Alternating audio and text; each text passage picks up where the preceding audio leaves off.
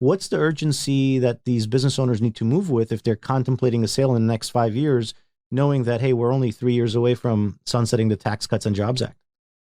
Right. I mean, and I think, it's obviously extremely difficult to predict what the government's going to do. But it is a pretty safe bet, if you say, well, they're probably not going to do anything. Right. And if something's set to sunset, it's very likely that could happen. So, you want to think through, you want to have someone that kind of understands the changes that were affected by the Tax Cuts and Jobs Act. I mean, there's one, like the big one was the deduction kind of for pass-through businesses, Section 199A, which, goes back to that choice of entity thing. If you have an S corporation for tax, which I'll say for tax purposes, you can have an S corporation or a C corporation. It's one or the other. If you got a C corporation, that entity doesn't qualify for this 199A deduction. But they got this low tax. They got this 21% tax rate that came out of the Tax Cuts and Jobs Act. So yeah, you really want to have someone to look at your specific situation and think about that. Think about if I sell this company, what's the impact going to be on me? I mean, and like you were talking about, I think you were mentioning this new legislation. There's the one that I was thinking about is there's this. They're trying to basically there's this thing called the net investment income tax, which is a 3.8% tax on top of everything else that traditionally, if you're actively involved in your business, it doesn't really apply that net investment income. And you say, well, this isn't just investment income. I'm here every day. Like I'm not, this isn't just it's an investment. It's everything. There's actually legislation out there that's, we'll see where it goes. But it's to say, actually, we want to try to attach that to people that own entities that are taxed as partnerships and S corporations that actively work in the business. And so you want to think about, well, when's that going to be enacted? Am I going to have to pay that if we sell or if we transition? But really, yeah, you want to kind of you want to work with someone to kind of analyze that for your specific situation. Yeah, 2 years ago, when was the election? 2020? Yeah. Okay. It feels like it's been 10 years.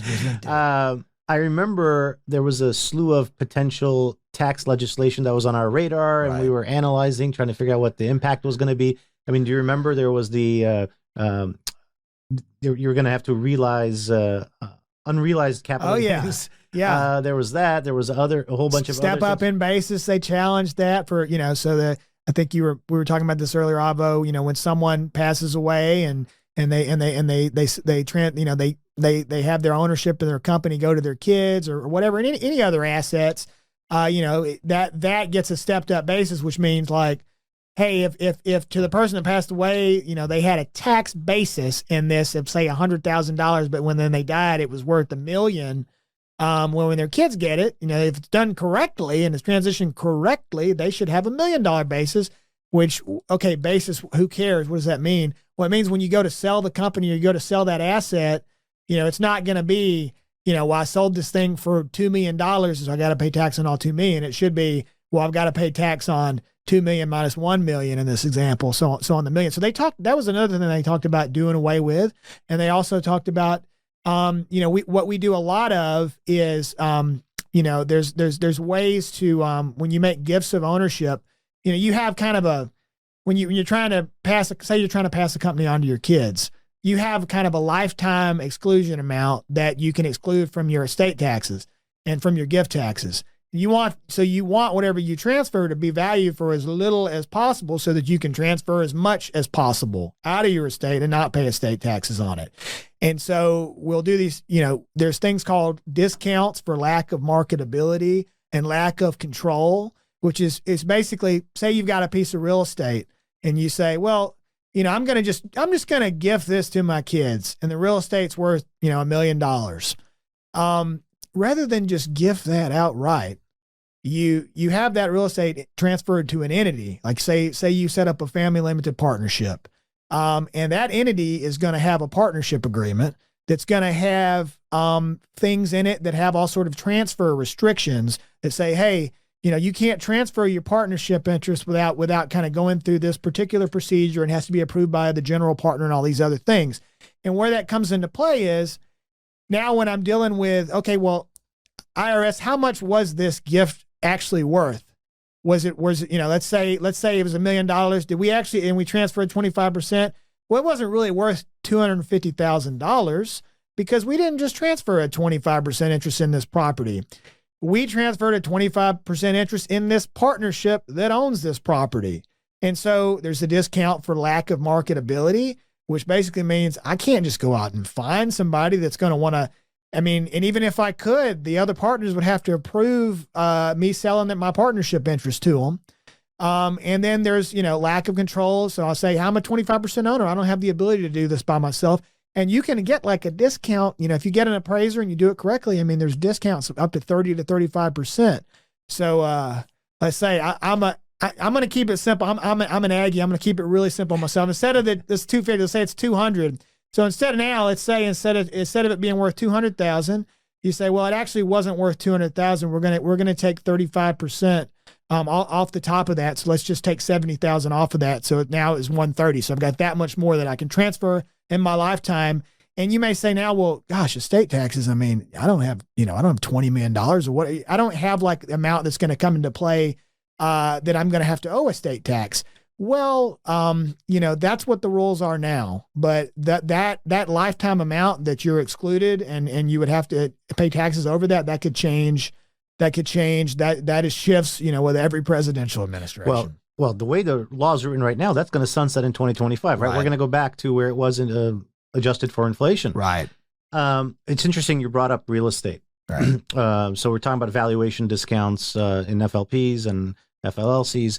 But with real estate, most people, they've heard of 1031 exchanges and they think that's going to go on for life. Right. But then you talking about some of this legislation that they were talking about back then, they were talking about doing away with 1031s. Right. So basis management becomes really, really important, especially for, owners of closely held businesses who happen to hold real estate. And one of the things that always amuses me is a business owner will say, well, I own a piece of property, and I'll say, okay, how is that title? Well, it's in an LLC. And I say, well, you don't really own real estate. Then you own shares of a company that happens to hold real estate. So if we look at the sunset provisions of the Tax Cuts and Jobs Act, we look at the proposed legislation that didn't pass this last time, right? Which was they wanted to do away with the 1031s. They wanted to realize gains over $100,000. Right. You can't simply assume it's always going to be this way. Right. The law is dynamic, and maybe that's good for job security for us.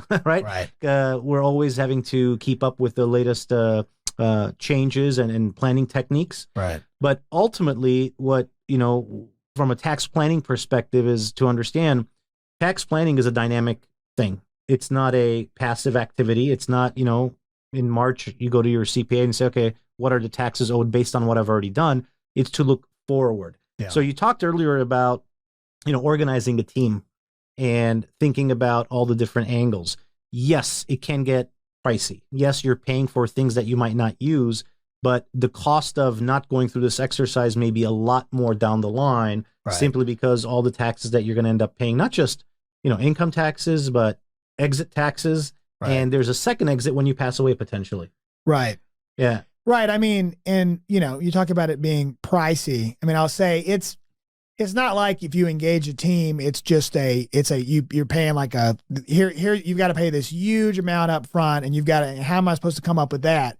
No, it really it tends to track with, well, what are you doing? If you're just forming a company, you ought to be able to get a company set up properly for tax purposes and for corporate governance purposes for a reasonable amount of money. Or if it's like Jack was saying, where you have one and you realize we don't have things set up correctly, or maybe they're set up, it's worked, we haven't had any problems yet, but we definitely need someone to take a look at this.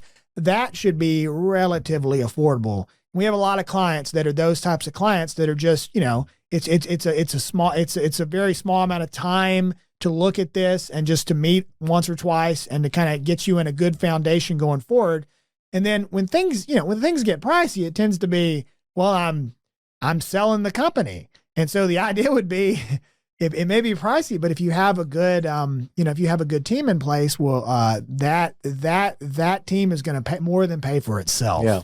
So you mentioned something earlier, and I want to go back to that. And this is the enrolled agent in me coming out, talking about, hey, I got to warn you about certain transactions that are not going to be good. So it's my duty to tell you about the consequences.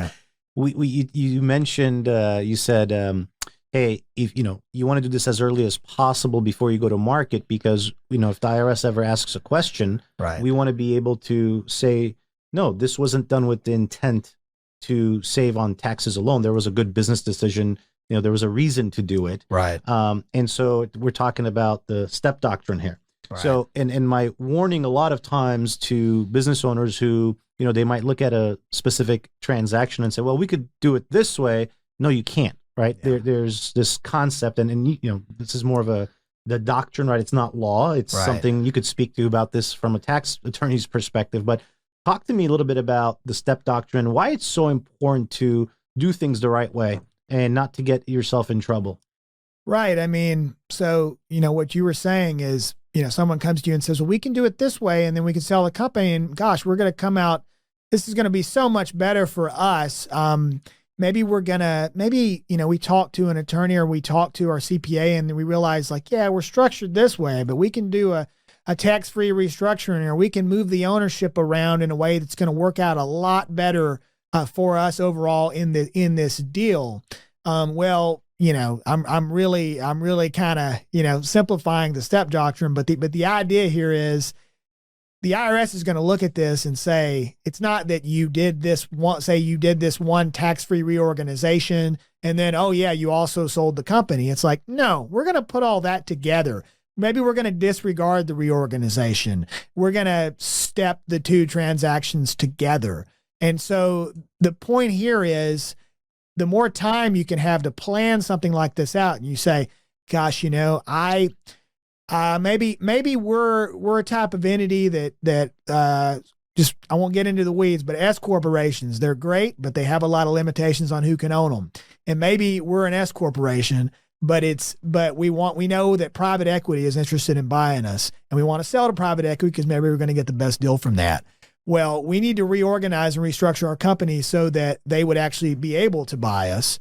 There's things like that where, depending on what kind of restructuring you're doing, you want to have some time in between when you implement that restructuring to point to, we didn't just do this in connection with this transaction. I mean, just because you did it because you thought you might sell, that's a lot different than, okay, we have an LOI that's signed and we don't implement this restructuring until we've already got the LOI signed. Right. Then step transaction, basically we're going to step these two things together, or maybe we're just going to disregard what. Information contained in this podcast and accompanying video have been derived from sources believed to be reliable. This content is not guaranteed as to its accuracy and does not purport to be a complete analysis of the topics discussed. Analysis is based on assumptions that may not come to pass. None of the content should be construed as legal or investment advice. You should consult with a qualified professional before implementing any strategies discussed. All expressions of opinion reflect the judgment of the speakers on the date the video was recorded and are subject to change.